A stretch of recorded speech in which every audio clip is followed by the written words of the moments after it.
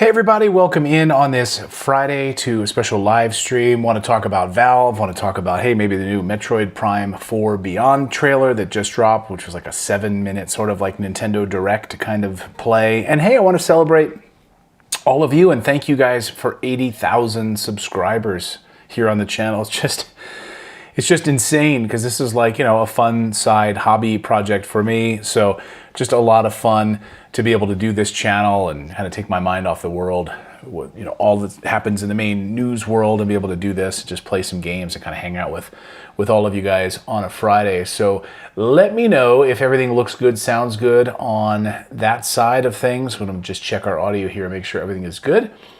Hello from Long Island. Christopher Black is here. Summoner is here. What a Friday. Brian Clevenger. Can you guys all hear me okay? I just want to make sure everything is good to go before I start talking for a while, and you guys make sure you guys can hear me okay. Let me just make sure that is muted because I'm getting sounds coming through there. Okay, just making sure, yep, everything is good. Sound and image is perfect. Good, good. I'm just going to put this in Do Not Disturb mode, and then we will be good to go. There we go. Okay, so how's everyone doing on this Friday? Good to see everybody. Thank you guys for hanging out. Yeah, I definitely want to talk about, very much looking forward to talking about Valve today. Get your thoughts on the new Steam machine. And the new Steam frame, as well as we'll do a little we'll just do a little Q&A. I've got all your questions, so a lot of let's see, yeah, I got a lot of your questions, a lot of your Q&A questions. I had asked in a community post the other day, hey, we're about to celebrate 80,000 subscribers. Leave a question there in the Q&A section. I've got a bunch of them here that I pulled together from your previous community posts that you guys left me. So I pulled a bunch of those questions together, but I'll take a lot of questions from you as well here live as well. So previous ones that people left in that community post and live, will kind of bounce back and forth between the two of them. And yes, thank you. My son is doing okay. I just got him home and in bed. So I started the stream earlier at noon Mountain Time, 2 p.m. Eastern. I was just about to start it, and we got a call from the nurse at the school that my son is getting a migraine attack, which we've kind of nipped this in the bud and figured out, give him some salt, give him electrolytes, and then he's just got to sleep. But that's a lot of teenagers as they hit that growth spurt, get migraines. So anyway, got him home, got him in bed. So I was literally about to start the stream, and then I get this text from the nurse. So we had to postpone it for an hour. But yes, he is home, he is in bed, and I told him, I said, I'll be in the studio. If you need anything, come wake me, come grab me. So thank you, Randy. You are a badass. Love your content. Thank you so much. Yes, my son is doing okay. Thank you, Dan. Let's see. Bonne noite from Oben Fiesqueta. It's so funny. We were on the phone with Portugal this morning, my wife and I, because we've been dealing with this bank issue. We moved from Portugal about 2 years ago now, almost 2 years ago. No. Yeah, like a year and a half ago. We were there for 5 years, and so we were just having to deal with the bank, and they were about to close, and we were just waking up, and it was like 7 a.m. here, and they were about to go home, and it was just, Anyway. Wedding advice equals don't mess it up. 31 years and going strong. Way to go, Brian. Yes, that's the thing, right, for us dudes, right? It's just don't mess it up. It's just so easy to mess it up, just don't mess it up. And by the way, like men who like mess that up and then you just don't want to be like a miserable single guy, like older. Like you need people, you need family, you need a wife, you need women in your life. You do. Let's see, probably won't be buying the new Steam GameCube, but will likely be installing Linux on my existing gaming PC. Yeah, see, that's the other thing, right? So, right, let's just talk about it, and then I want to get into a lot of your questions here. Hey, Nerd Sherpa says, is it okay to discuss politics here, or just keep it on gaming? Yeah, look, everything has politics involved in it, okay? So, I talk about politics here on this channel as it relates to gaming. Keep your political agenda out of my video games, right? So of course you talk about politics, and obviously politics affects everything that we deal with on a daily basis, right? The roads that you drive down to go to work are affected by politics, right? Like, does your city have a budget that pays for illegal immigrants over the people that actually live in the city? So your roads are deteriorating because they felt like making your city a sanctuary city. So everything in our lives is tied to politics, okay? So I don't mind it. I don't have an aversion to it. And anybody who says that, no, I just want to talk about games, I don't want to talk about, it's all tied together. You can't separate it. So these companies that hire all these DEI practices and all of this stuff. Anyway, yes, you're in a safe space. If you want to bring up something political and it has to do with games, because we're talking about games and Valve and all of that, then we'll talk about it. Exactly. Keep it on gaming, but we don't shy away from the truth. Exactly. All right. Joey Box of Donuts. Yes, I'm from Philadelphia originally. And then my family moved to Reading, Pennsylvania. I went to the Wilson High School. Are you from that area, by the way? I went to Wilson High School. Graduated in 1995. I just had my 30th high school reunion. I flew back for my high school reunion. It was crazy. I can't believe it. There were some people I'm like, I don't know who you are. Like I was like, I don't know that I even recognize you at all. Then some people are like, I know exactly who you are. I have a gaming laptop collecting dust. It has a 1060Q Max. Would that make a good Steam machine? You know, I'm not very good with CPUs and GPUs. Like, that's not really a world that I'm super ensconced in until recently. So I can't answer that. I don't know. That's the thing though. Like, if you've got a PC, right, let's just talk about it. So if you've got like a PC and you're like, you know what, I don't feel the need to buy the Steam machine because I've got a PC, but you want to have that living room experience. Let's say that's the thing. Like I've got a 4090 that I'm about to install in an older PC. I'm going to go and update the power supply and do a whole bunch of stuff like that. So I might not even need the Steam machine. I might just end up using that PC instead of it here at the desk. I might move it over and just have it here in my game setup so I can sit back on my recliner and just play with a controller. I hate sitting at a desk playing video games. Like, I don't want to do that. I did that as a kid when we had a PC in my house, and I would play some games there, like Sim City and Stronghold and stuff like that. Leisure Suit Larry. As a teenager, but and like some like point and click, like Civilization stuff like that, and I enjoyed that. Don't get me wrong, but I much rather want to sit back and play a game and sit back in a chair, a couch, beanbag, or something like that. So you could, with your PC, put SteamOS on it and get the same experience, maybe better, because you'll have better graphics cards, you'll have a better CPU.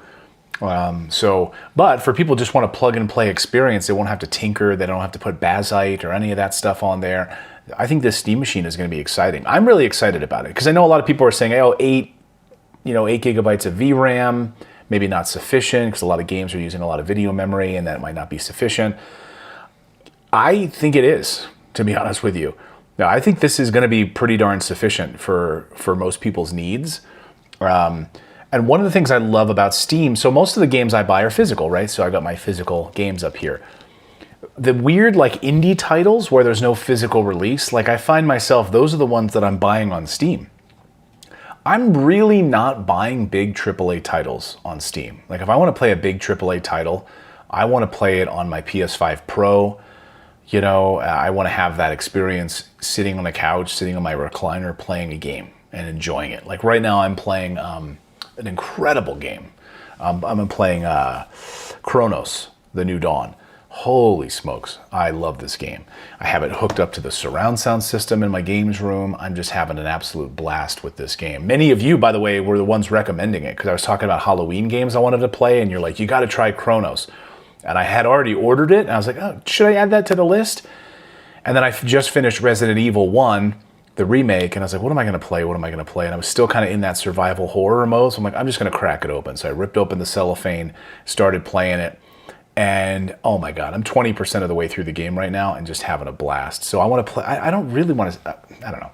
So my point is, I don't know how many like big AAA games I'm going to even want to play on the Steam machine. And for me, emulation is where it's at on this machine. I'm excited for this to be really an incredible emulation machine.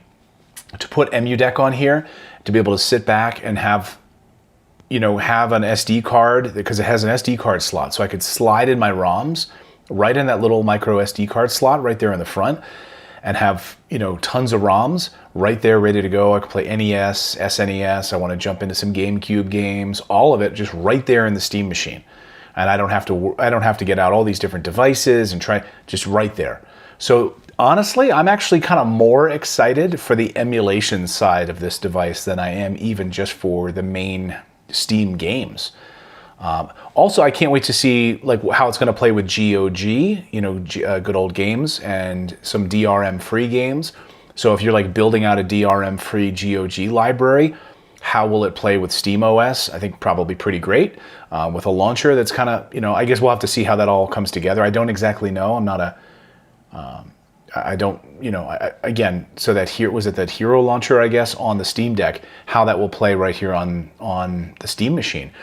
But I think what's great about this is that it's open. It's an open ecosystem for PC. So you can use whatever you want with this thing. It's not locked down like Nintendo, like PlayStation, like Xbox, I guess, like Apple. It's going to be this open ecosystem, and I'm really excited about it.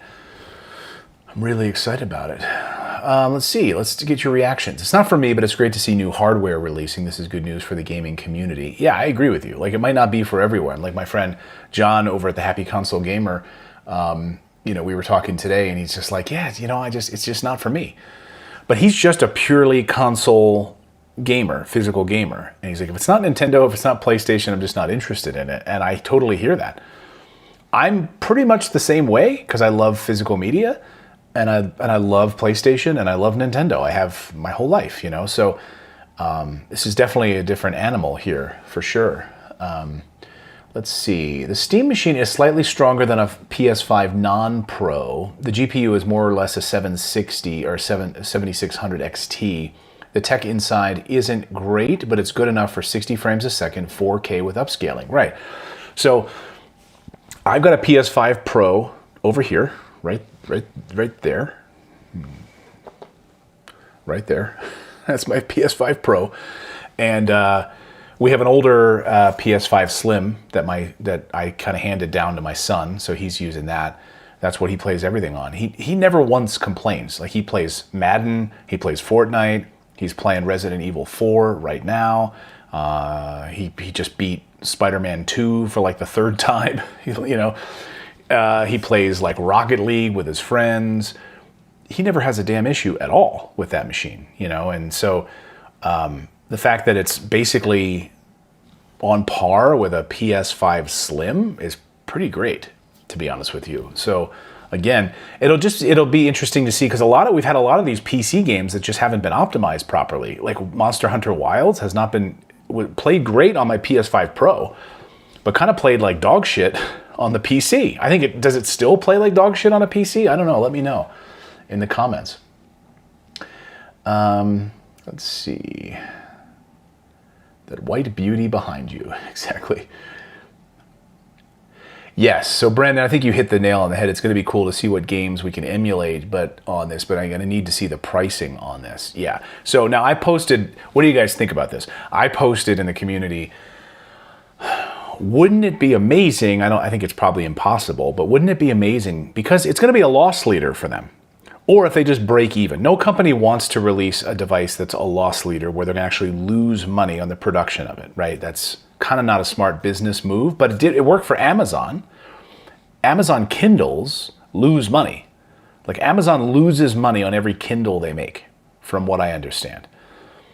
But guess what? They make it up in the volume of books that people buy. They pay for Kindle Unlimited and they buy Kindle books, right? So their library of Kindle books is made up, and so they can afford to lose $30 or $20 on a Kindle.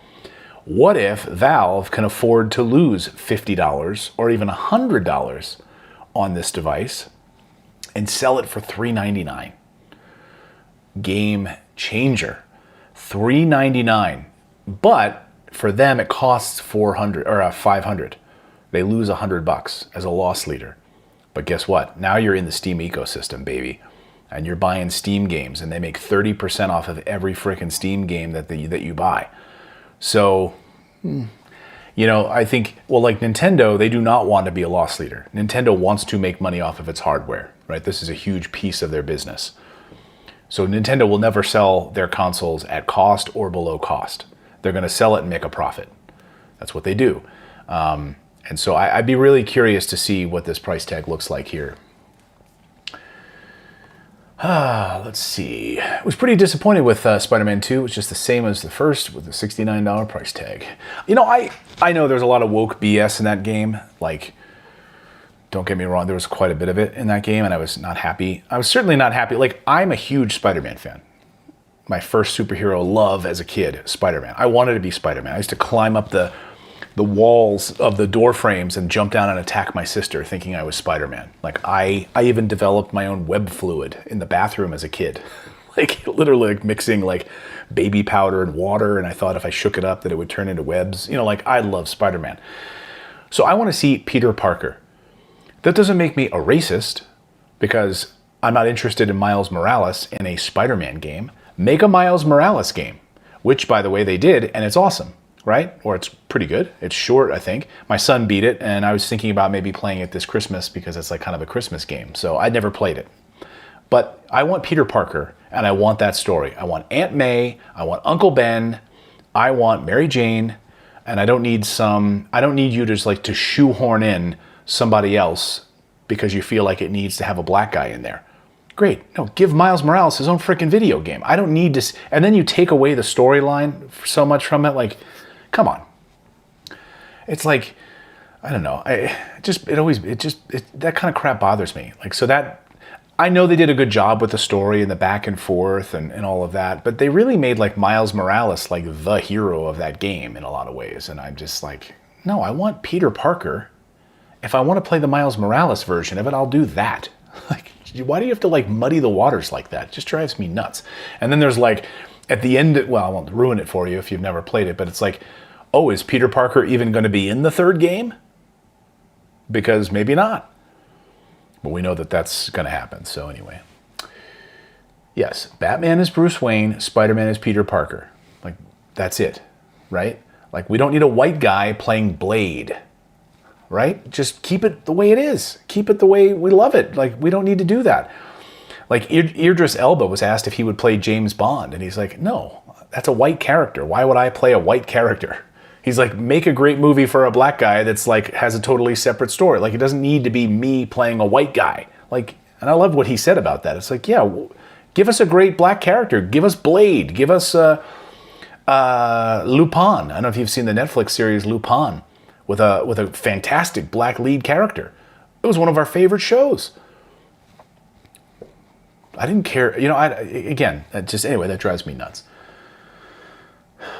Yes, exactly, Taraz. It's like, exactly. Peter Parker even had these new abilities, and he kept switching to Miles when I didn't want to use his new powers. It's like, now I'm into the Peter Parker flow of the game. Like, now I got to switch back. Now I got to be Mary Jane. We had to do that too in the game, right? We had to be Mary Jane, which was fine. Like, I actually kind of enjoyed some of that stealthy mission with the gun. Like, it kind of broke up the game a little bit, and I kind of actually enjoyed the Mary Jane stuff. And Lupin was good. Exactly, E.T. Lupin was really good. If you've not seen the Lupin show, it's all in French, of course. French subtitles, or English subtitles in French. It's excellent, excellent, excellent show. We watched it with our son, loved it.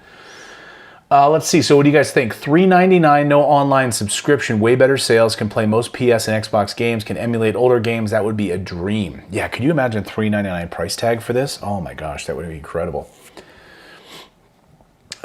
That would be absolutely incredible. Let's see here. Why does it keep doing that?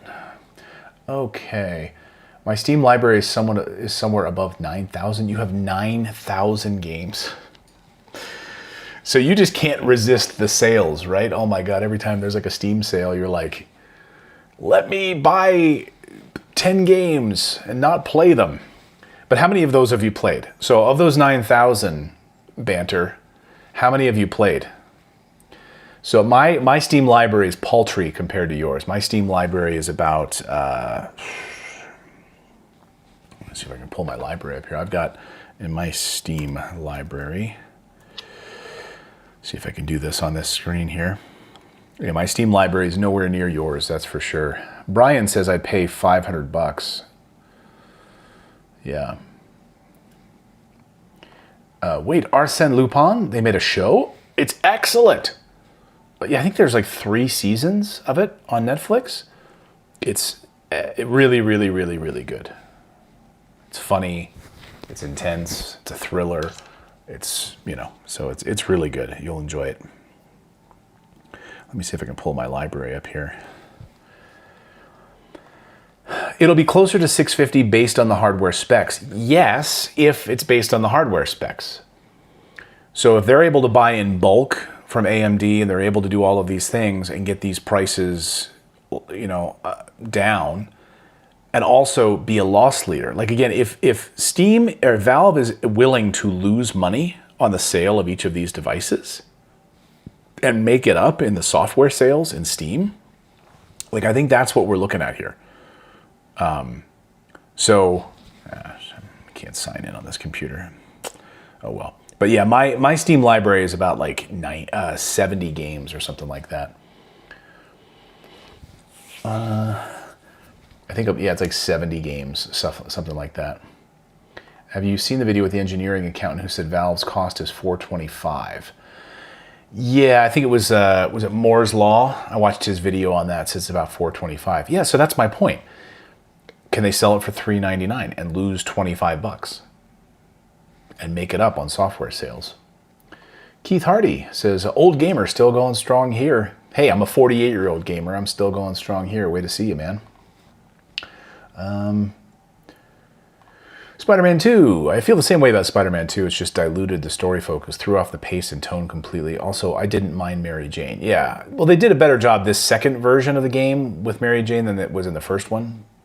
I thought it was like, well, she has a gun now and she can actually do some pretty cool takedowns, and it was kind of fun in that way. It honestly reminded me a little bit of like Uncharted. It's like it became like Spider-Man, then suddenly Uncharted with Mary Jane as the Uncharted character. Maybe it'll be a loss leader, copy the Amazon and Uber model, push Xbox out of the market. Man, boy, talk about Xbox, right? Really, they crap the bed. How did they? So let's just talk about Microsoft. Bill Gates admitted they didn't see the internet coming. So they failed on being like first to the internet. They admitted that they didn't see the smartphone coming, even though they built Windows phones. Like, how did you not see what Apple was about to do, right, with the smartphone? The tablet, the Microsoft Surface tablets were terrible. I mean, trying to compete with the iPad, like, don't even try. Like, sorry. It's not even using a Microsoft Surface tablet, garbage, right? So repeatedly, over and over and over again. And then in the handheld space for games, like look at the Switch. Now you've had 8-9 years to see what the Switch is doing. And in that amount of time, you can't come up with a great Xbox experience in a handheld. And now you've got this Xbox Ally and Ally X, which I've been testing out the Ally, not the Ally X. And just trying to set that thing up and get that Xbox full screen experience and the Xbox handheld experience. I was like, I couldn't even get it. In the first night I was trying to set it up, I couldn't even get it set up. I just gave up. I went to bed. Like a Steam Deck out of the box, boom, just works. A Switch 2 out of the box just works. An iPhone out of the box just works. Microsoft? No. Sorry. We just can't make it work. We just can't do it. So you have you see where the puck is going, Wayne Gretzky style. You see that people want to play on their TVs. You could look at all of the data. YouTube data shows that more and more people are watching YouTube now in their living room. They don't want to be watching on their smartphone. Yeah, when you're walking the dog and things like that. But most people now want to be watching like on an Apple TV or their Samsung television. They have an Xbox app, or excuse me, they have a YouTube app, and they just want to sit back in that couch lean back experience. So YouTube is now like taking over the living room as like people watching content. Like most of the content I watch in my living room is from YouTube. And you could see where this is going. People want to have that interchangeability. They want to be able to have that full screen experience, and they want to be able to take things portably. And I think that that's where this is exciting. You have a Steam Deck. If you want to play your games portably, you've got cloud save, so it's saving your save state. Great, then I just want to jump over to my Steam machine and just jump on and play a game on my big screen television. And the save file carries over and everything's good to go. Like, this is where PlayStation is going with their new portable, their new handheld, what's going to be the PlayStation Portable or whatever in a year from now, right? So you're probably going to have cloud saves back and forth, and it'll be fine. It'll all save on, on the cloud, and you'll be good to go. The difference there is, of course, you'll be paying a subscription, where with Steam, you're not paying a subscription, and they'll just manage all of your cloud saves. So I'm really interesting right now. I think you watch Redacted on your TV. So Redacted, for those of you who don't know, is my other channel, my other YouTube channel. And we do a daily news show over there. So thank you. Yeah, a lot of our viewers watch. I can see the analytics, by the way. Like, I look at them, you can see the people that watch on a TV. And you can see it in the analytics. Most of our audience is now watching on a television. Love the USS Liberty hat. Thank you. One of the USS Liberty survivors gave me this hat. Actually, I was very touched by that. He also gave me a challenge coin. I've gotten so many challenge coins from like members of the House of Representatives, members of the military who've given me challenge coins over the years. But to get a challenge coin from the USS Liberty survivor was like, that's my most cherished one, by the way. I will say that. I was saving it for a gaming PC to be built, but I'm interested in the Steam machine's decisions. I know, I'm kind of in the same place, Midas. Like, so I'll just kind of give you a little background here, what's happening. So our studio, our main studio is next door. And in that, we've just got this legendary, so it just arrived yesterday. My producer is going to come over tomorrow, David, and he's going to be working on setting it up in the studio, because we had a motherboard issue. Anyway, so we got it all upgraded. So now we have a 5090 Legendary series, and the company told us it's the most powerful PC they've ever built. So I'm like, David, can I put some games on there? Can I install Steam on there? And he's like, no. This is just for our studio, just for Redacted. This is just for live streaming, because we've got 8 capture card slots, or I'm sorry, 8 inputs for up to 8 cameras, and all of that. And he's like, you're not gaming on this thing. I'm like, come on, please. So anyway, our older PC that we had in our old studio when I moved from Portugal, it was on the shipping container coming across the ocean, and we couldn't wait 4 months for them to deliver it, so we had to get the new PC for the studio. Anyway, when that PC arrived, that's now been downgraded as my gaming PC. That had a 3090 in there. So we took the 4090 out of the newer, and we're putting it in this one. So that'll be my main gaming setup, my main gaming PC. It'll be the 4090. And I'm going to take that and make sure the motherboard can handle it, make sure the power supply is good to go and all that. But I'm thinking about, like, I should just put SteamOS on it. And instead of like putting it here at this desk, I should just put it over on the damn TV. But then I'm like, I want the Steam machine. And that's the thing with these towers. They're huge and ugly, right? They're massive. And I know, like, people like having the RGB lights and all that kind of stuff. I don't care about that stuff. Like, I don't need like RGB lights coming out of my PC. So to have it discreetly over there, it's just not a good spot for it. I'd literally have to take a whole shelf out of that and put it in there. Let's see. Let's do this. Yeah, let's talk about that. So yeah, this is a great question about. By the way, your picture looks like you. Are you in the military? You serve in the military, or you are a veteran? Let's talk about. Let's see here. Let's see. I just want to play this in the background here. Okay. So yeah, just a short time ago, this dropped. Turn this down. Is that sound coming through pretty loud for you guys? Drop that down. Is that better? I just want to make sure it's not too loud for you guys. Can you guys hear that okay? It's not overpowering, is it?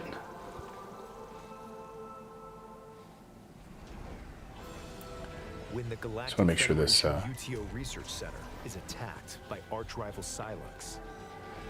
The lone hunter Samus Aran answers their distress call. And becomes Is that too loud for you guys? Can you guys even hear this? Can you guys even hear the game audio at all?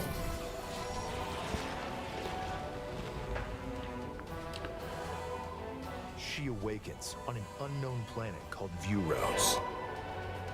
Now, I can't even hear the audio, to so... the planet and find a way home. Little low now. Is it me a little low or the audio of the game a little low? A little louder. Okay. You guys can hear me okay, right? It's just the capture card audio. I'm just going to turn this down a little bit. A factory roaring with thunderous storms. Hardly. Okay. A research lab frozen in ice. Just making sure. Okay.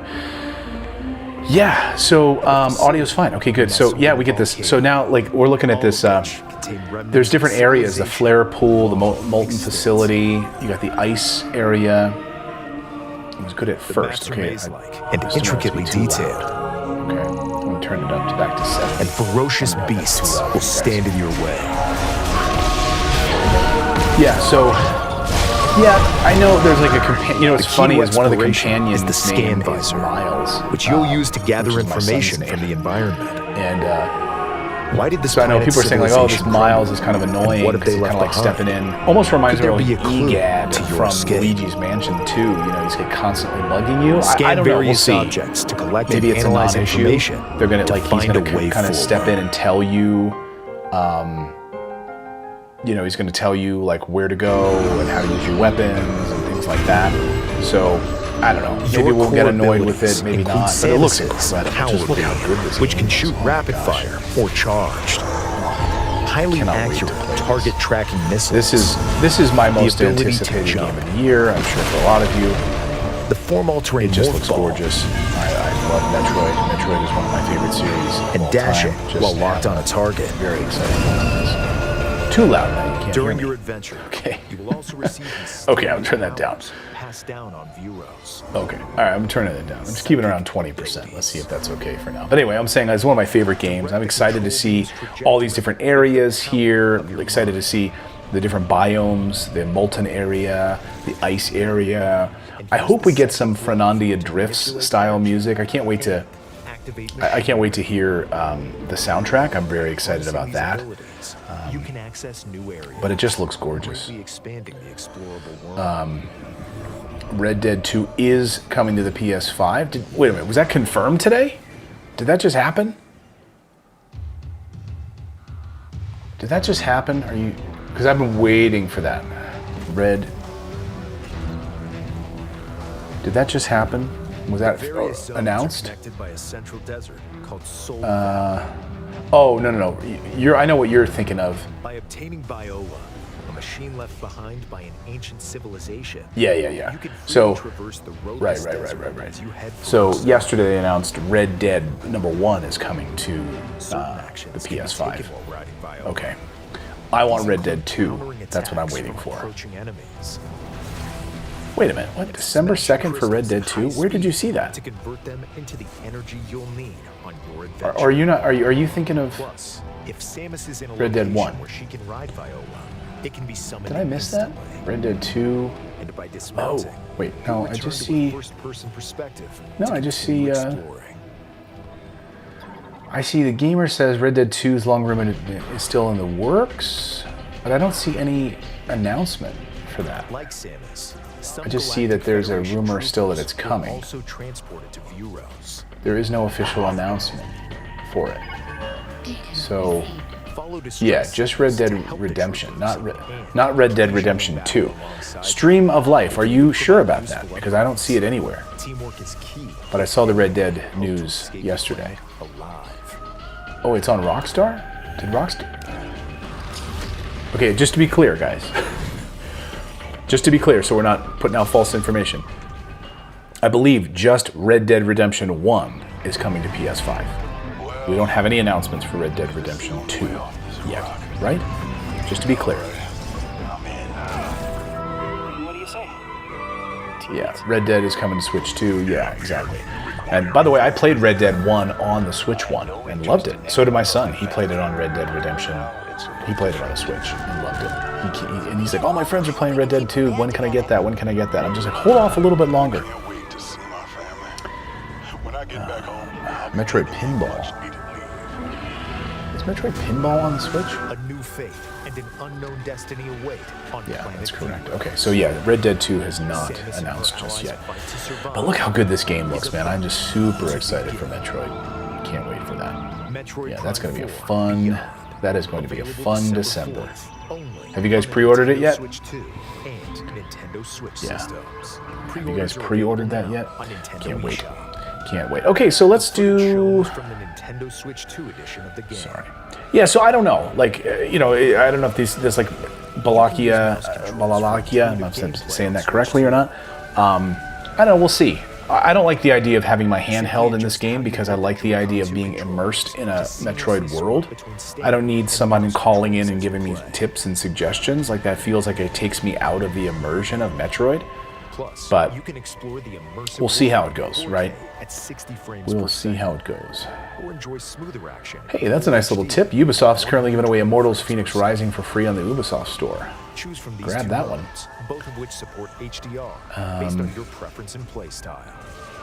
I'm never going to pre-order a game again. It's a trap. Nintendo Switch 2 edition of the game. Yeah, although the thing with Switch Nintendo though, let's give Nintendo credit Please be sure to for purchase the game when they edition release a to your game, system. there's almost never a first day Plus, patch. Nintendo Like, Switch it's 2 players complete. have Metroid Prime 4 Beyond on When they Nintendo released Switch. Tears of the Kingdom, Upgrade like, to that game was Nintendo complete. Switch 2 There edition, was like that weird which is little the language upgrade patch that they released with it. It was just like some little language thing, but it had nothing to do with the Metroid gameplay. Prime 4 Beyond series amiibo figures will also be available. Super Mario Brothers Wonder, Tap these no amiibos to patch, unlock right? I think it additional was, features in the if game. I'm not mistaken, I think it was like plug and play. You're good to go. Metroid Prime Remastered, when they released that, no patch, played beautifully. So with Nintendo, I feel, especially with their first party titles, I'm way more inclined to grab it. Because at the end of the day, they don't ever lower their prices either. Like, it's going to be that price for years to come. Like, it's not going to go, maybe there'll be a Black Friday sale or something like that, but for the most part, they're not lowering those prices. So for Nintendo, first party titles, that's kind of like where the only area where I might pre-order something. Oh, ads are playing on my laptop. Thank you. Sorry. How do I stop ads from playing? Where's ads? I don't even hear any ads playing. I don't even see anything. Is it good now, David?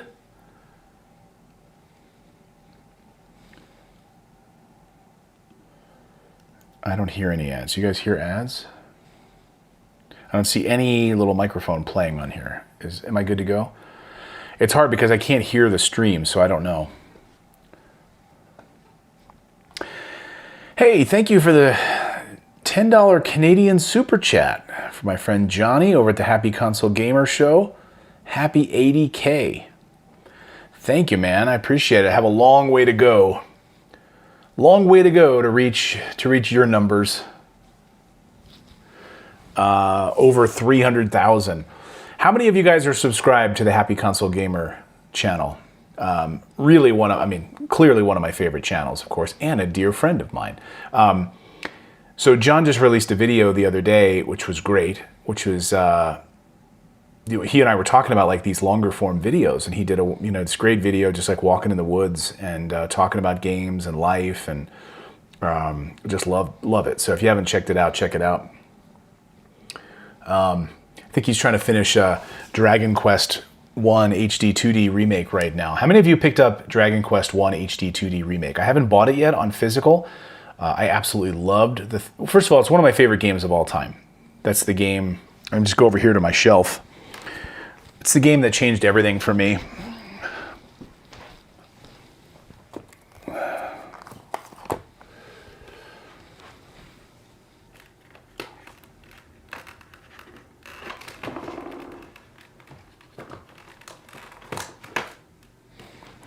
And this is the special edition. So I've got the special edition as well of 3. So this was Dragon Quest 3 HD 2D remake. And I got the special edition of that, and I played this last Christmas. Beautiful, beautiful game, unbelievable. Comes in this like nice sort of book like. So I'm waiting to see if I can get the collector's edition of 1 and 2, so I can have them sat next to each other on my shelf. So I don't have the physical yet of that, but this game, one of my favorite games of all time. Oh, so amazing, so amazing. And when I popped in the cartridge like last year to play it for the first time with my son so he could experience this game, my save file was still there. And I was just talking to John about this, actually, Happy Console Gamer, and I was saying, because he was just playing, he was just testing out some N64 games, and he's like, I found my save files from my characters like 25 years ago. And I was like, yeah, I know, it's crazy. Like, I had my save file on here, and my son then added his save file like right underneath mine. It's so crazy. Like, here I was, like his age, 13, 14, 12 years old or something like that, creating a save file, and here he was at 13 years old creating a save file on the same cartridge. It's kind of weird, isn't it? So, but one of my favorite games of all time. So I think I'm going to play 1 and 2 during the Christmas season if I can get the physical copy. Oh yeah, this is one of my, and I've told the story on the show about Dragon Quest, but Dragon Warrior 2, I stayed home from school, and I knew where my parents had hid like some of the presents coming up for Christmas, and I stayed home from school. They were both at work, and I would go up into the attic and sit there, and I opened, because there's no cellophane, right? So I'd peeled open the top of the box of Dragon Warrior 2, and I just sat there in the attic reading the map, and I'm like, I cannot wait for Christmas. Like 2 weeks later, I had to wait 3 weeks for Christmas, and it was sitting there staring at me, and I fold the map back up and put it back in the box. I'm like, I was never up here. And then as soon as I got that game, I was gone for like days at a time. I was just playing Dragon Warrior 2. So to be able to have those games in an HD 2D remake, I'm super stoked about that. So yeah. Bin Lind says, I've been subscribed to Happy Console Gamer for years now. Love his content. Yeah, you should be. You better be. Clayton, as someone who's been a PC gamer for many years, what are your thoughts on getting a PS5 to dive back into physical media? I love it. I mean, here's the thing with the PS5, you're backwards compatible with PS4. So there's so many great PS4 games, a huge library where most of those games are on the disc. Yes, there's going to be a bunch of newer games that there's only a partial game on the disc, and it works the same way as those damn key cards. But for the most part, most of these games are on the disc. So yeah, for instance, like it was a couple of games I've just finished and just played. They're all on the disc. Now there are a few new games, like the Microsoft releases of like Indiana Jones, that are from Machine Games, that has barely any of the game on the disc, and it just is like a license. So you just need to kind of pick and choose. But if you want to own physical games that you can play offline and you don't have to worry about the internet, or you don't have to worry about servers, I think it's a great play. And again, I think the backwards compatibility, going back to the PS3 and being able to, PS4, and be able to buy games like that as well. A lot of times they'll have an up-resed version that'll download it for you, but for the most part, all of those games are on the disc. So I think it's not a bad. Happy Console Gamer, no offense, Clayton's the best channel for me. I connected with Johnny and his uplifting energy. I don't think he'll take offense to that at all. He's got great uplifting energy. Can't wait for Dragon Quest 1 and 2. Wait for the remake 7 next year. I know. Just like so many Dragon Quest games. But I'm super excited to go back into those games. The music, the full orchestration, I'm really excited about that. I wish Xenogears would get a remake too, yeah. And PS, yeah, that's too. Like if you want to pay for PS Plus on the PlayStation, it has so many games. So if you sign up for PS Plus, their online membership service, which I do just because I want to be able to play like Helldivers with my friends and stuff like that. You get access to that huge library of games as part of your subscription. You can download them and play them right there. So, and plus they give away games monthly as well that you can add to your library. So like this month they just rolled out Pacific Drive. You know, so they usually do like 3 games a month that you can just like add right to your library as well. Mr. Devos, still at work, bored at the moment. Well, hopefully we can hang out a little bit here and you won't be so bored, Mr. Devos. Nice to see you. Dragon Quest VIII, well, I hope they remake that soon. That would be nice. Yeah, so let me go. So I want to thank all of you for, by the way, before we get into some of the Q&A questions, I have a lot of them here I want to get through as quickly as I can.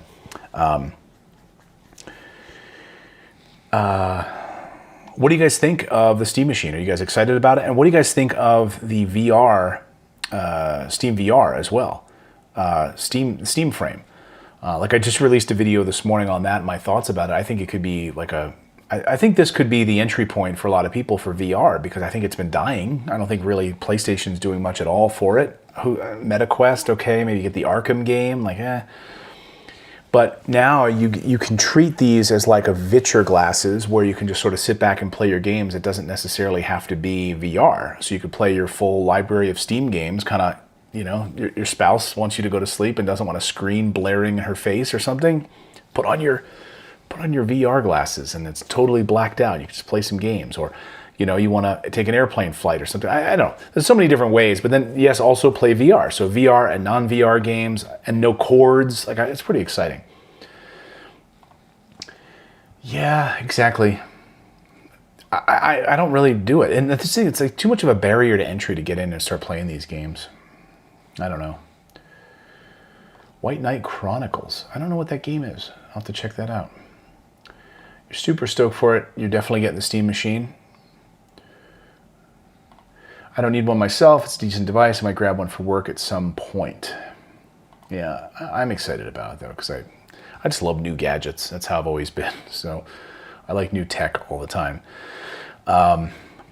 Anyway, yeah, let's do some of your questions. So thank you guys for celebrating 80,000 subscribers with me. I really appreciate that. Thank you guys for all of your feedback over the years and your kindness for watching the show. Appreciate it. So let's try to do some questions here. Let's see here. Can I do that? Yes, I can. Here we go. All right. Video Disc Things asks, hey, found your channel a few months ago. Really enjoy your thoughts on gaming. Some possible questions for your Q&A. What game genres do you dislike? Games you were excited to play but ultimately disappointed with? Well, I was excited to play Starfield, and I kind of got sucked into that game pretty well. In fact, I bought an Xbox because of it. And sadly, it's really the only game I've played on the Xbox. So I was just talking to John today from the Happy Console Gamer show, and I was like, I'm not buying another one. Like, I just have no desire to buy another Xbox. I played one game on it, and I didn't finish it. So I just kind of fell off of it. It just kind of didn't hold my attention, and I just got bored with it. So that's one I fell off of, not happy with. What genres do you dislike? I'm not like a fan of like farming sims and stuff like that. You know, I just want to sit down and like farm. I don't want to do games that like replicate work. You know, like hotel management games and things like that. Like I don't want to, you know, I want to just be swept away in a fantasy land and play like the game I'm playing. I don't know, it just doesn't really speak to me. So, yeah, let's see here. All right, next up. Your top 5 favorite games. Thank you, Bautista. I appreciate it. Top 5. Metroid. Well, number 1 on my list is Zelda Tears of the Kingdom. Probably my favorite game of all time.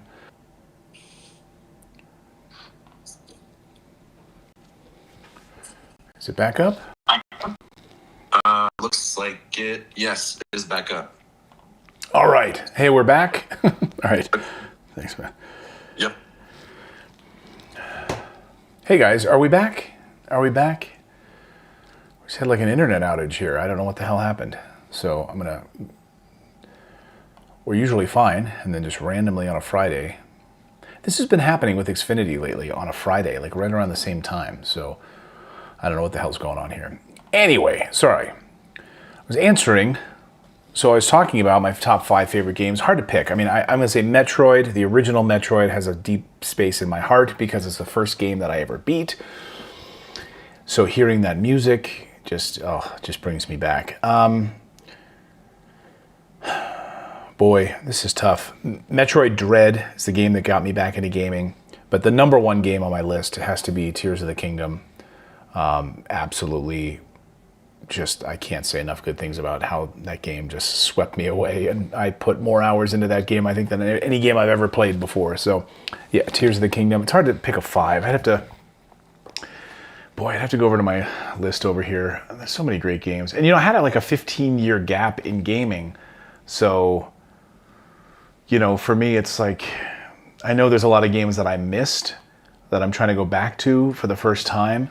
But boy, favorite games of all time. I mean, I'd have to say, I know there's got to be a fighting game in there somewhere. Boy, I don't know.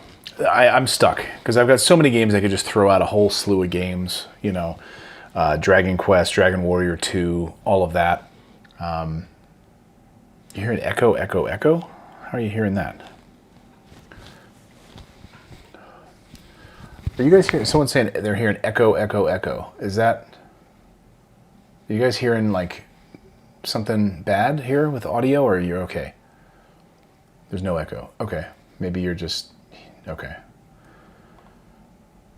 Just making sure. Yeah, I'd say maybe Metal Gear 3.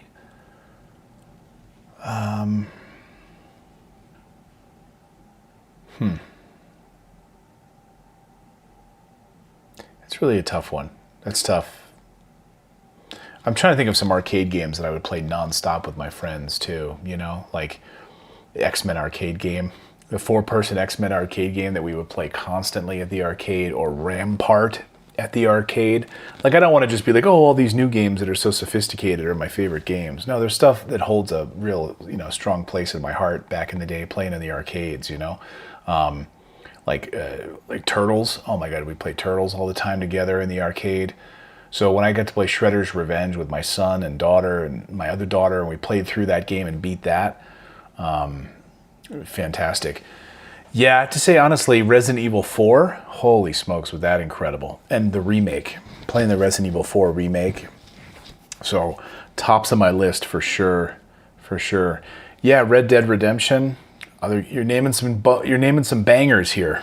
All right, let's move along. We got a lot of questions here. Lions Game says, congratulations. One question for the video games that have more movie adaptations. What is your favorite one?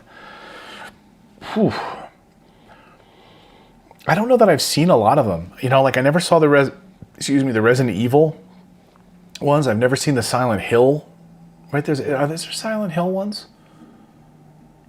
Is there Silent Hill movies? Or am I wrong about that? Boy, I don't know. That's tough.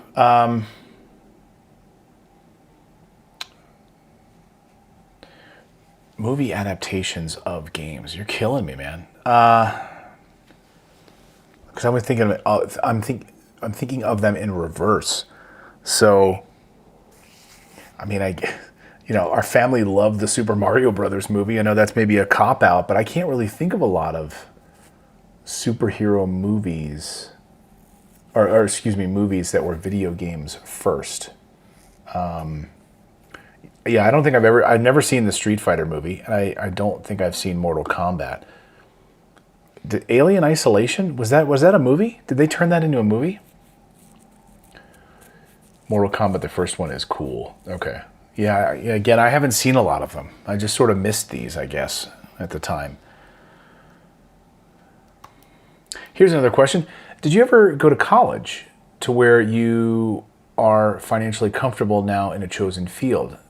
Maybe the wife works too to help fund your awesome hobby. Did you go to college to where you are financially comfortable? JC, the comic geek. Yeah, I went to college. I went to the University of Pittsburgh. I studied broadcast journalism, and I got a history degree. So I had 2 degrees, but then the history degree really helped me more than anything. And I went off to California and started working in the TV business. I was broke, dead broke for many years. until finally I made it to Fox News at the network level, and I was, I got to anchor a morning show called Fox and Friends. So I did that for like 10 years with my friend Tucker Carlson and Dave Briggs and Allison Camerata and all that. So that's when I became like really financially free, because I had a lot of debt. I was really stupid with credit cards, and I was like $75,000 in debt. I had student loan payments. It was crazy. And and then I started my own companies. So I started a couple businesses and companies, and now I run my own media company and have a real estate investing company on the side. So for a number of years, my wife was pretty much a stay-at-home, wife, and then she joined me on Redacted, which is the show we do together, and she's a writer. So we kind of work in tandem, of course, in that regard. So, I guess, I kind of fund my own hobby, if you will. Am I married to Crystal Ball? No. I was friends with her back. She used to be on my show all the time back when I did Fox and Friends. On the Fox News channel, but I haven't talked to her in years. Yes, I'm a history nerd. I was a history major, but I love history for sure.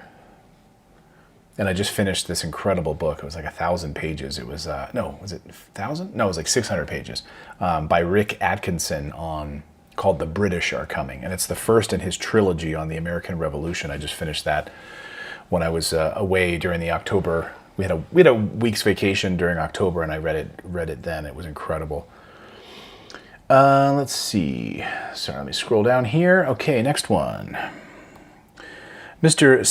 Samadar, what rules do you have your kids when it comes to gaming? What games can they pick up? How long can they play? How much do you help them with the games? Good question. I don't really have any limits, because honestly, as I did a video recently about the collapse of the video game industry, I think that one of the biggest problems right now facing kids is their short attention span because of things like TikTok. And they'd much rather just sit down quickly and get a dopamine hit for 30, 60 seconds, and then suddenly that turns into 20 minutes of like crappy little videos on TikTok. So like I had to constantly fight with my youngest daughters. Like, if you're going to have screen time, like you're allowed screen time, maybe it's an hour of screen time or whatever, after school or whatever, play a video game. Like, do something that's not just sitting there like a salmon, like with your mouth open and, watching stupid crap on Disney Plus or whatever, right? And that's fine. I'm like, okay. And now with my youngest daughter, we've made a deal. She's like, Daddy, can I watch one episode of Loud House or whatever cartoon she wants to watch, and then I'll play my Switch. I'm like, okay, great. That's our deal. So she'll like watch one 20-minute episode of Loud House, and then she's playing Luigi's Mansion 2. But now her and my other daughter, have been really because she was home from school the other day, my oldest daughter, and they just started really getting back into Minecraft. So both of them are now like playing Minecraft together on their Switches and like building together, visiting each other's homes, and they're building houses and constructing things and all of that. I'm like, great. I'm like, you can play for 3 hours if I care. I don't care. You've had a long day at school, you've had recess, you've done all that. Play for a while, and you're not just sitting there passively watching TikTok or Instagram Reels or YouTube Shorts or some other bullshit. So I'm totally fine with playing video games. The science is in on how good it is. Now, obviously, everything in moderation. Like if you're a gym rat and you spend 8 hours at the gym, that's not good for you. If you spend 8 hours playing video games, that's not good for you, right? If you spend 8 hours reading books, I don't even know that that's good for you, because you need exercise. You need to socialize with people. So anyway, my point is like everything in moderation, right? Nintendo Mania says, I took off your advice, got off all platforms with shorts besides YouTube, but still don't watch them, and it's helped me mentally a bit, I think, already. Yeah, I got sucked into TikTok during the fake pandemic, and it was crazy. We were living in Portugal, and I just would find myself, I'm like, oh my God, where did that hour go? That hour was like wasted watching TikTok videos. Like, what? What did I just do with myself? It's sunny outside. It's nice. Like, what the hell? Let me go to the ocean. Let me go on the beach. Let me take a walk with the dog. Like, let me play with my kids. Like, what am I wasting an hour with TikTok videos? So I deleted it off my phone. Like, I don't, and Yeah, I have Instagram, but I don't use it unless my wife sends me something. She's like, "Did you see that reel I sent you?" And I'm like, "No." And then, but I don't really use it much at all. I really try to avoid it. And your mental clarity, your mental sanity will go up. I'm telling you, it's just. And the thing with YouTube is that in the app you can actually say, "I'm not interested in YouTube Shorts." Like there's a little button you can click. I'm like, "Don't show me shorts," but then they keep shoving it back in there. Like, no, I clicked, "Do not show me these anymore," and they still like shove it back in there. Drives me nuts. Yes, exactly. Life is too short to spend passively watching meaningless videos. Yeah. I'm having my wedding today. We are both 19. Any marriage advice or just advice for living with each other? King Tristan, first of all, I love that you're getting married young. Marriage is incredible. By the way, having children young, I would say have children young. Have them young because you want to be around to see your grandkids. There's nothing more important than family, hands down. As men, our only job in life, that's it, singular, our only job is to procreate. Have children, have as many of them as you can. Because you will find a way to support them. You will find a way to have money to take care of all of that. Have as many kids as you can. And yeah, just be, I don't know, just be a man. At the end of the day, women want strong men. So don't be a wimp. Like, listen to your wife, provide for her, always be the hardest worker in the family, and but be strong. Be the guy that's like there to open the door. Be the guy that's there to grab the groceries out of the car. Be the guy that's there to carry the ladder. Like, be the man, and just be an excellent role model for your kids. So I don't know. Awesome. I love that you're getting married at 19 years old. I'm going to tell you right now. Like, I know they say, well, we don't fully know who we are until we're in our 30s. I think that's total bullshit, to be honest with you. I think that that's literally a psychological operation to try to get us to not have kids.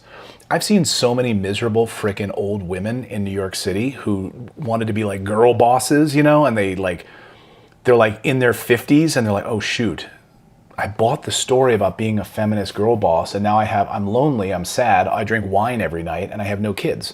And then they try to go through like IVF and try to get like they try to get like a sperm donor. And that's why in Tribeca in New York City, you see all these women pushing like double strollers because they'll get like IVF and they get like, it's miserable. Miserable. So yeah, I love it. Anyway. So congrats, man. I love that. I love that you're getting married at 19. You're going to go through a lot, and I think a lot of people go through a lot of huge changes when they're like 29 and 30 years old. Like, they call it your Saturn return. So I just think you have a strong faith. I know like wherever you come down on religion or whatever, but I would say like having a strong community. I mean, I'm going to say it, like I think even like going to a strong church. And I don't know, we just need more of what you're doing. I'm just going to say it. So great. Older women are bitter and replace kids with pets. Exactly. Family is the best business. Everything else is just optional. Yes.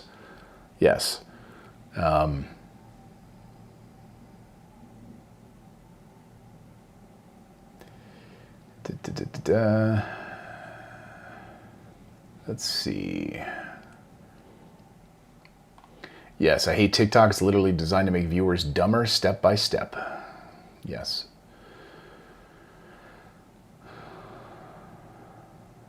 And also, I think a really important thing is to make sure you guys have like a date night, and you leave your phones at home, like have a date night where you guys go and just talk to each other, and just,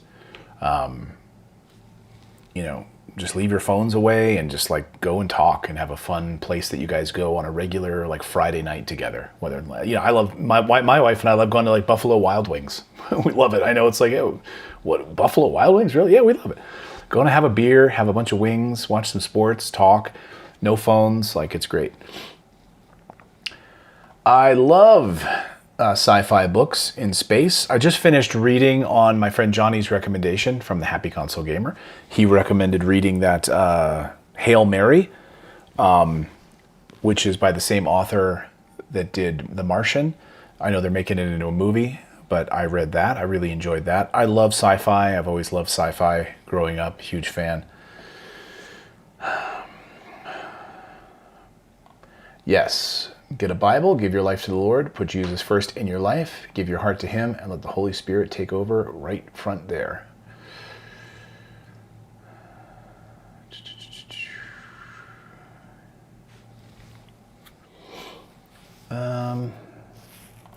Sperm counts are down tremendously. Yes, they are. Lots of forever chemicals and the sort of, like processed food and things like that. Like they're turning men into women. Let's be honest. We need more strong men. The other day I did a speech at a Turning Points, Charlie Kirk's group, Turning Points USA, and I did a speech the other day at one of their events, small event. And I asked the girls in the class, they were like, high school girls. I said, like, how many of you want to marry a weak man? And none of them raised their hand. I said, how many of you want to marry a strong man who will protect you, who will protect your children, who will, when the bullets start flying, they're a man? And all of the girls raised their hand. But that's been like stepped on for so long now. Like, you're not allowed to be a strong man. I said, you have to be feminist. You have to be like a little feminine bitch boy. So be a strong man. It's a good reason why people started to invest in cat food and boxed wine. Yeah. Oh my gosh.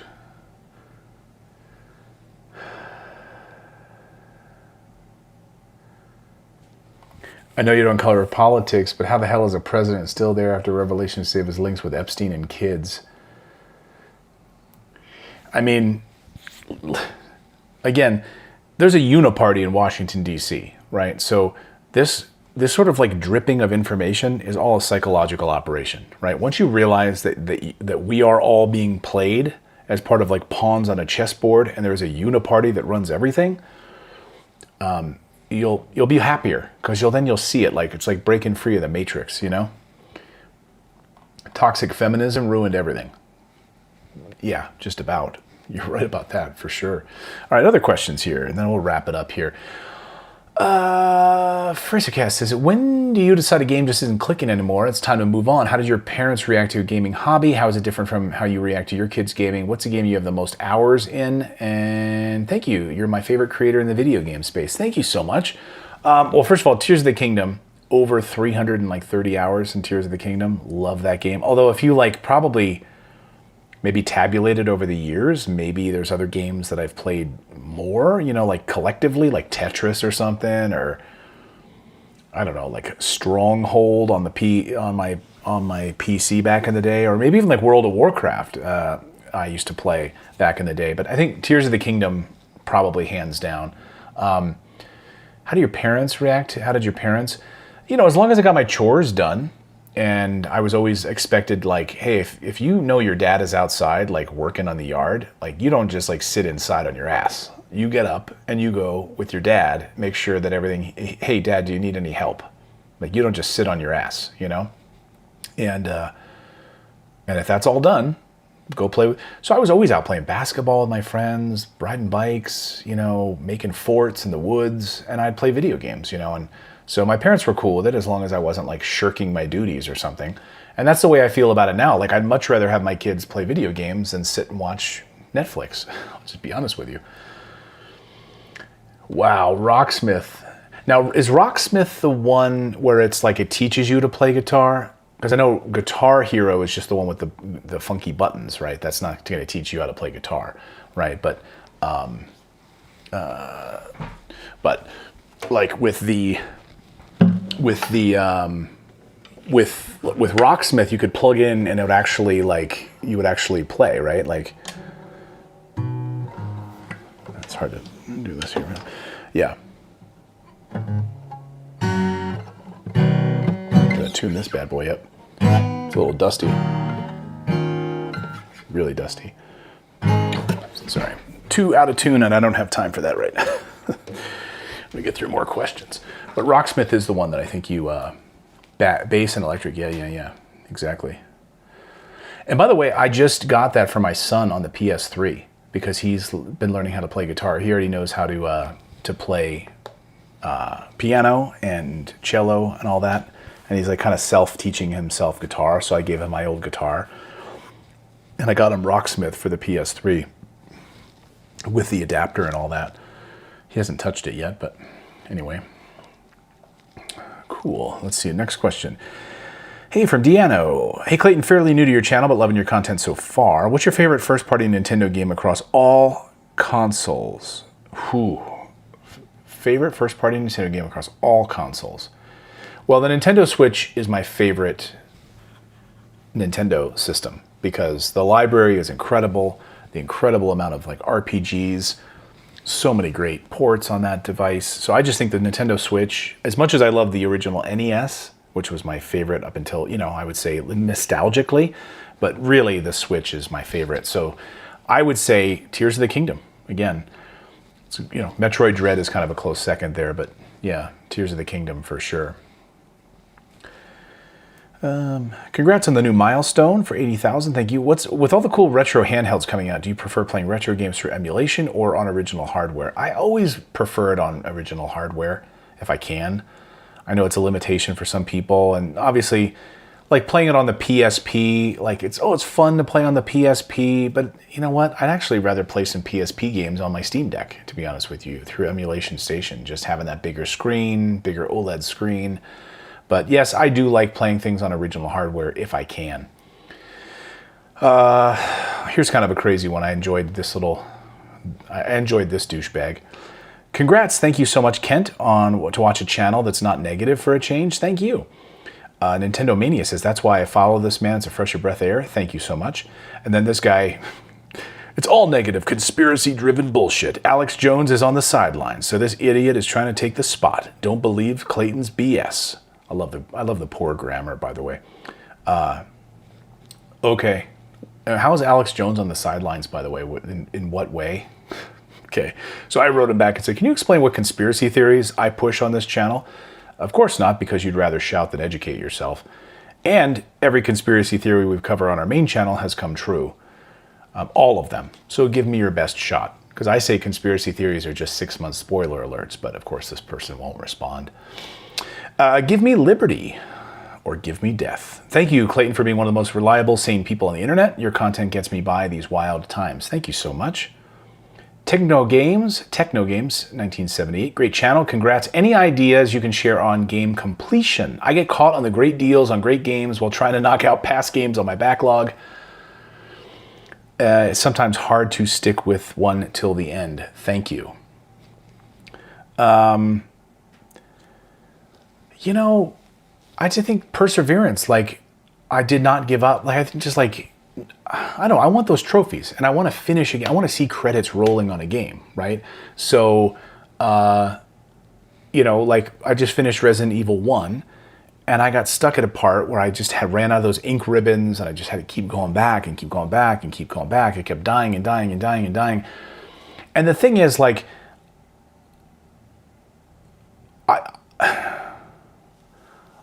I'm going to try not to add as many games to my pile anymore because I've got so many great games. And FOMO, like there's no reason to have FOMO, like trying to like complete or trying to like play the latest thing. But if there's like a game that you really want to play like right now, like Metroid Prime 4, I'm going to drop everything I'm doing to play that game. But other games that are coming out, like they can wait, right? They're not going anywhere. And you know what? You can probably pick them up on a steep discount like 2 years from now if you really want to play it, but you've still got other games to complete. So I don't know. I'm just a fan of like completing games. After all, I'm paying money for it. I want to see credits roll. I love that sense of completion. Like I can't just like not finish a game. That's just not in me. I just don't like it. I don't like it. And I feel incomplete because I use an app called Game Track on my Mac and on my iPhone. And I don't like seeing the ones that say now playing and you like started them 6 months ago and you still haven't finished it. Like I've got a few on there, I'll be honest with you, that I haven't finished yet, but I will. But like Trinity Trigger, I want to finish that. Pathless, I've got Pathless in there. It still shows up. I see this little thing. I'm like, I want to finish that game because I enjoyed them. But other stuff came up, and it's like I jumped the gun, and I had a little bit of FOMO, and I wanted to play it. So I just would say avoid FOMO. Just stick to your guns and finish the game, you know? Yeah, don't start playing MMOs then, that's for sure. Right. What happened here? Did the internet die again or something? I don't know what's going on over there.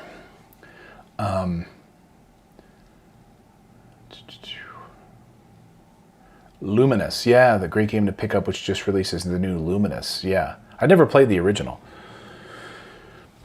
Congrats, since you have pragmatic thinking and many years of experience, not only in gaming, but also in other parts of life. Best example is your channel Redacted. Thank you. My question is, where do you see the gaming industry in the next 20 years when you compare what happened in the past 20 years?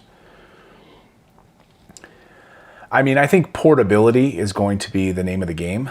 And I think having that living room experience, whoever can really dominate that living room experience is going to be where things move in the future. But I think the gaming industry has to be as easy as possible. Like the friction level has to be as easy as like launching a TikTok video. It has to be that seamless. Like, you know, to have to turn on all these different things and get cords out of the way and plug things in, like we're past that. People just want to be able to sit down and play, plug and play. I think you're going to see more and more things with VR and AR. So I don't know. I mean, it's who knows? But I'm excited to see where this all goes. But I think what Valve is doing is kind of a step in that future direction right now. Having the ability between your different handheld devices and your console device to have your games cross-save. So I think cross-saving is going to be, without a doubt, the next big thing over the next year. You're going to see cross saves all over the place, so that I can play it on a PlayStation if I want to, and then I can finish it on a Steam Deck. So I think you're going to see some of this more interoperability across devices to allow people to pick up an Android device and play it in a like a Retroid handheld, and then jump on their console, like all of those things, you know.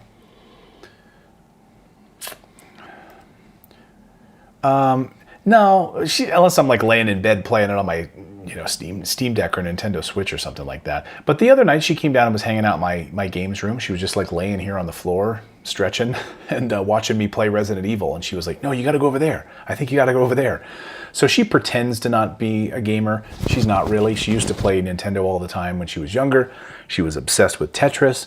But now that she's older, I think she probably thinks she's too good for it. I don't know. But she plays Sudoku on her phone a lot. So, but she's a Virgo, so she's kind of like more focused in that direction in her life. Hey Clayton, congrats on the new milestone. What kind of career do you have, and how do you balance it with gaming and family? I'm in the civil service, married with a couple of kids. Would love to get my family into gaming, but my wife has no interest and not really sure if it's sticking with the kids. Well, first of all, just play with the kids. Like, play some co-op games with the kids. Grab like an easy platformer like Disney Illusion Island. Play that with the kids. I had a great time playing that with my youngest daughter. Play, you know, Kirby Forgotten Land together, co-op. Play some co-op games together, you know. Play Mario Party. Mario Party is a ton of fun. We laugh our asses off. We played it together as a family a lot, actually. The Mario Party is so much fun. So I would just say, like, play with your kids. And then they'll kind of like maybe buy them a game that for them to play solo, you know, and then they'll start kind of moving in that direction. So, but I think playing it with them and teaching them the ropes can bring them into that world. You know, like play the game like It Takes Two, where it's really a couch co-op game. Play like Turtles Shredder's Revenge together, like a great beat 'em up game together. I would just say do that, you know. I'm a news guy, so I spend a lot of time in the news business, and I have another channel called Redacted, which is like my main channel, a couple million, you know, subscribers over there, and that's what I do every day, covering this crazy world. And I spent a lot of years in the news business, so that's my background. Have I ever shared my top video game soundtracks? No, I don't think I have. But I love Symphony of the Night. Absolutely love that soundtrack from Castlevania. I love Xenoblade Chronicles. Xenoblade Chronicles soundtrack, and frankly, I love the Metroid Prime Remastered soundtrack. But as far as like a lot of gaming, but there's one I'm playing right now that I love. Beautiful synthwave in Chronos: The New Dawn. Oh, I love this soundtrack. So I love like synth music, and this is like sort of set in the 1980s. I'm a big fan of it. I think I'd love to get it on vinyl, actually.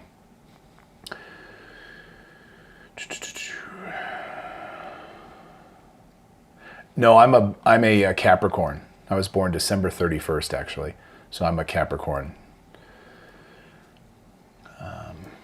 Thank you for your real gaming journalism you give us. There is still hope out there. Thank you, I appreciate that.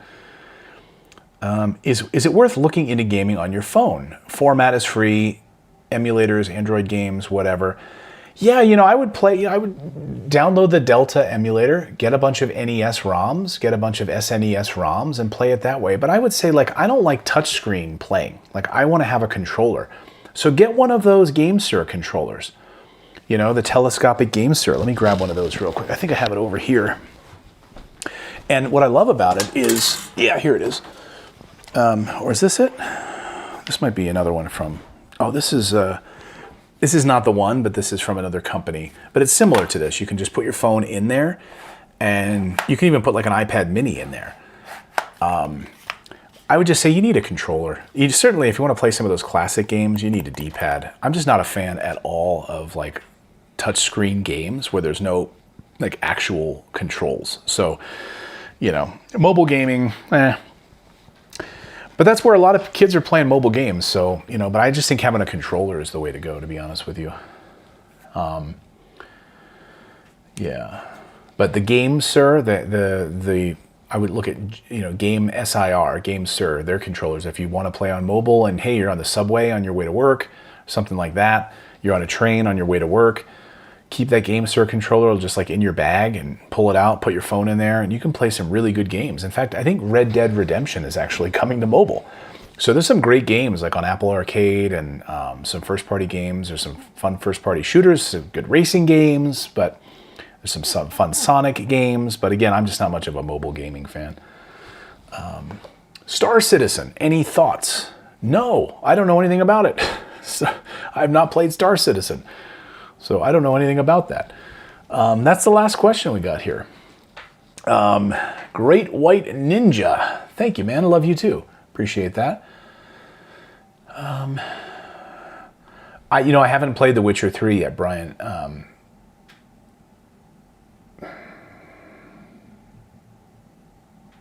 So I probably will love it.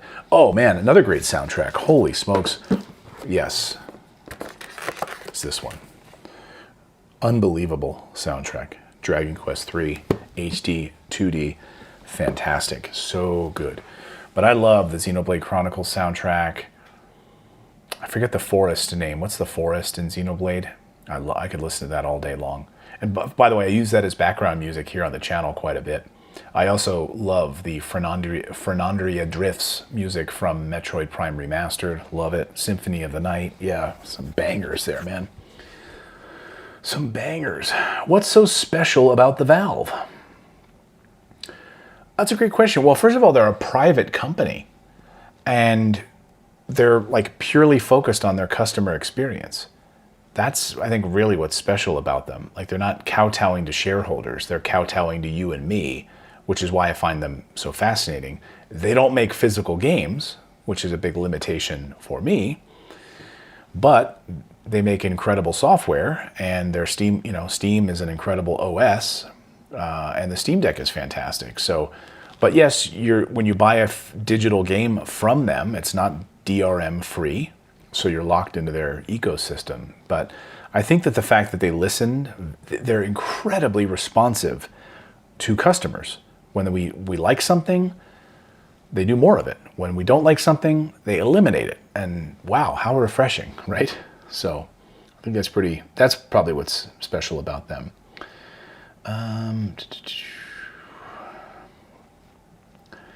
This week I flew to another state, played my Switch. Everyone was jealous. I had the Bluetooth earbuds in, played Final Fantasy Final Fantasy, RE4, Mario Kart 64, Hollow Knight, a few people watching my screen. Were you playing the Switch 2 or the Switch 1?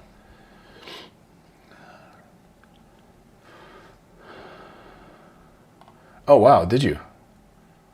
In the 90s, man. Yeah, that's the thing. When Steam launched, people forget, like, Steam, when it first launched, was kind of crap. People didn't like it, right? But they've come a long way, and they've just been, like, quietly making great stuff and listening to people's feedback.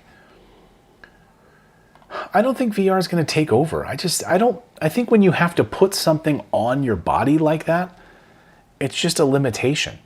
I think it's a big limitation. And I'm not a fan of like blending of like real world activities with gaming. Like, oh, I'm just walking the dog and also playing a video game with my eyes. Like, I'm just going to walk the dog today and, hey, is he playing Final Fantasy with his eyeballs while he's walking? He's got some special glasses on and you can't tell that he's gaming. Like, that's not going to happen. I shouldn't say that. Who the hell knows? But I don't think that's going to happen. I think people want to have like singular experiences where they can just sit down on a night, crack open a drink, and get under the covers and get under a nice blanket and play a game. I don't think the sort of like blending of real world stuff is like very appealing. Certainly not to me. I don't know. GOG is great, but the library is too small for my taste. Here's one prediction I have, is that GOG is going to grow. I think there's going to be a lot more people, and I think that's the next frontier for like litigation and Congress, is what rights do you have for digital ownership? And I think GOG is going to be a symbol of that, which is if I buy a digital game, I own it. You can't take it away from me. You can't remove it from my Kindle library like Amazon does. You can't remove it from my Sony movie library like Sony does. Steam, the same thing. Like, you don't actually own the game. Steam says it right there when you buy a game. You're buying a license to use that software. They can remove it.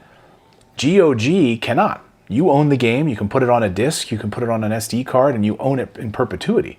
So I think that that's going to be the next frontier. Forget physical. Sadly, physical is going to die, unfortunately. But I think the next frontier is going to be, can I have permanent ownership of this digital item? Maybe on a blockchain somehow. I don't know. But I think that that's going to be the future of this digital experience. Yeah, exactly. They are DRM free. Right. But their library is just like, it's too small. They've got some great stuff, but I think it's too small at this moment. We'll see. I would love to. That's the thing. Wouldn't it be amazing if Steam or Valve was like, hey, we're going to make everything DRM free? What? Really?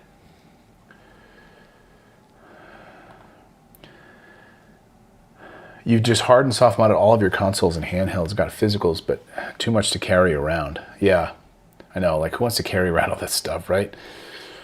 Hey, thanks, Viper. Appreciate it. What's your take on retro games? Is a good option going forward? It's always a good option. I was just saying to my friend today, if they stopped making games today, I've got games that I will be able to play for the rest of my life.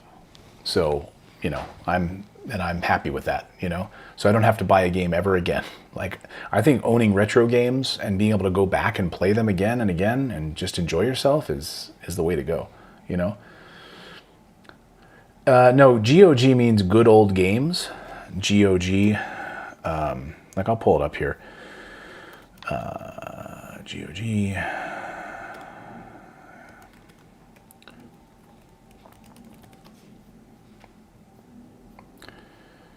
See what's going on with the internet around here, man. I don't know what's happening right now.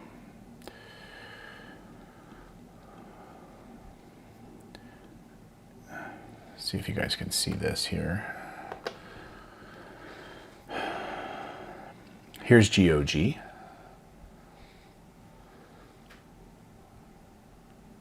So when you buy these games, see, they have great deals, right? You buy these games, you own them in perpetuity. No DRM, no digital rights management. So you own these games in perpetuity. Let's see. New releases. See what they got on the new release. Monster Run. Yeah, see, it's like, you're probably not going to get, it's like Bloodlines. That's a pretty big one, new one. Shovel Knight, Clock Tower, great game. And they usually have really good deals. So cheap and you own the game.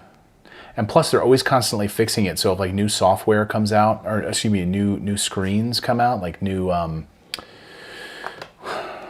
displays, things like that, they are constantly sort of updating and optimizing these games for all like new displays, new technologies, new refresh rates, new monitors, things like that. So they may have like updated it and done it like 4 years ago. And now that there's new monitors, new displays, they might refresh the game and you get that new copy of the game for free. Like you paid for it 4 years ago and you get the new version of that. So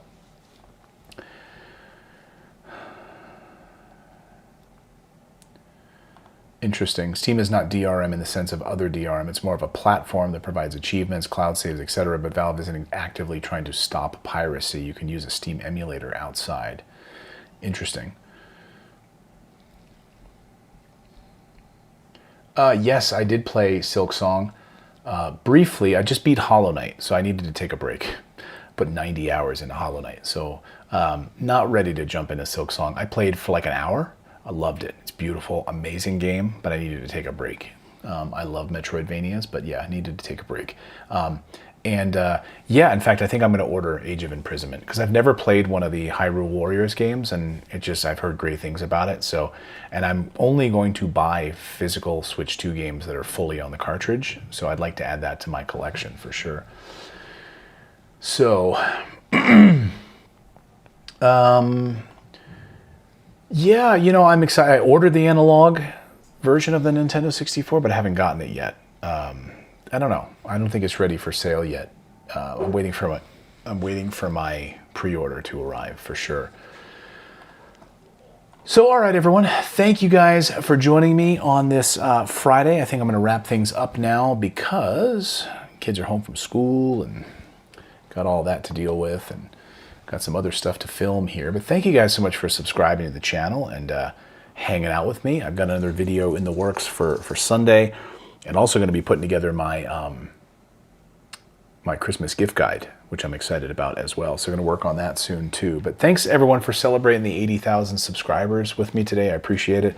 Sorry for some of the technical difficulties that we had. We had the internet go out. I had to pick up my son from school with a migraine, so we had to delay the whole thing. But anyway, we're here. So thank you for everyone for chiming in and being a part of our community. I really appreciate that. And yeah, we'll see you real soon. Have a great weekend, everyone.